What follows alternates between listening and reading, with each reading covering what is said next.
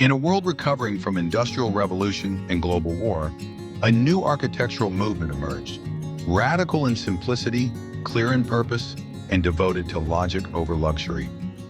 This was functionalism, a movement that declared form must follow function. From its origins in Europe's modernist laboratories to its lasting impact on everything from skyscrapers to social housing, functionalism reshaped architecture to serve the needs of modern life. The roots of functionalism can be traced to the early 20th century, a time marked by technological advancement, social reform, and a rejection of historicist architecture. As machines and factories transformed society, architects began asking a new question. What if architecture could be as honest and efficient as a well-designed machine? Functionalism was born out of necessity and ideology, with strong connections to the Bauhaus school, Germany, 1919 to 1933. The CIAM movement, Congrès International d'Architecture Moderne. The philosophies of modernist pioneers like Sullivan, Le Corbusier, Walter Gropius, and Adolf Loos. It was a response to both elitist ornamentation and the urgent demand for affordable, efficient housing in a changing world. At the core of functionalism lies a clear, uncompromising belief: architecture should be dictated by its purpose. This led to a new design logic that prioritized simplicity and rationalism. Designs were stripped of ornament and style for style's sake. Every element was judged by its usefulness, not its beauty, clarity of structure. Spaces were defined by function, leading to open plans, minimal partitions, and buildings that were legible and honest in their materials. Standardization and mass production. Functionalism embraced industrial methods and prefabricated elements to build efficiently at scale, particularly for social housing and public buildings. Hygiene, light, and air. Interiors were flooded with natural light, ventilated efficiently, and arranged for maximum health and comfort. White walls, large windows, and smooth surfaces became visual hallmarks, a machine for living. As Le Corbusier famously wrote, "A house should be a machine à habiter, a machine for living in."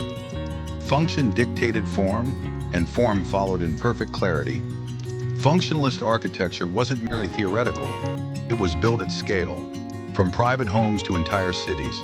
Materials and form. Steel, concrete, and glass became the materials of choice, not just for strength and cost, but for their aesthetic neutrality. Buildings often featured flat roofs, white facades, ribbon windows, and box-like geometries. Spatial logic. Floor plans were modular and efficient, dividing public and private functions. Corridors were minimized, and multifunctional spaces became the norm. Industrial aesthetics. Details were refined to the essentials: exposed structures, visible joints, and no applied ornament. Light fixtures, furniture, and hardware followed the same minimalist logic. Mass housing. Functionalism played a critical role in solving the housing crisis after World Wars I and II. From Germany's Siedlungen, housing estates, to Soviet apartment blocks, the style offered a universal, repeatable solution to urban living. Though united by ideology, functionalism was expressed through many voices, each shaping the movement in unique ways. Sullivan, U.S. The originator of the phrase, "form follows function," Sullivan laid the conceptual groundwork for modernism in architecture with his early skyscraper designs. Le Corbusier, Francis, Switzerland.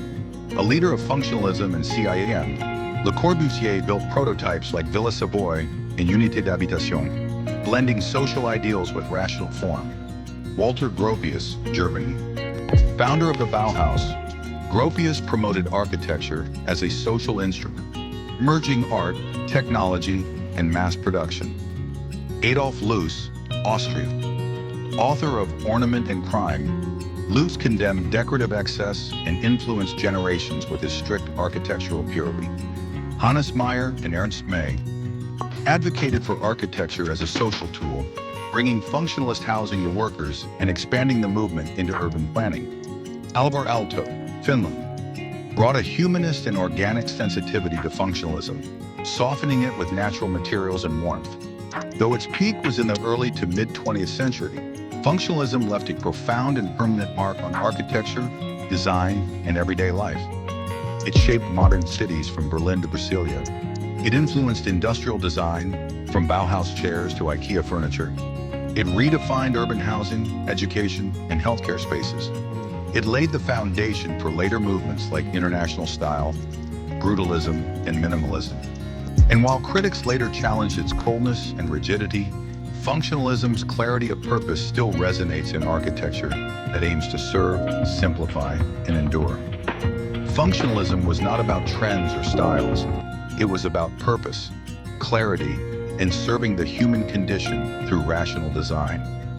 If you found value in this exploration of one of architecture's most transformative movements, subscribe for more deep dives into the buildings and ideas that continue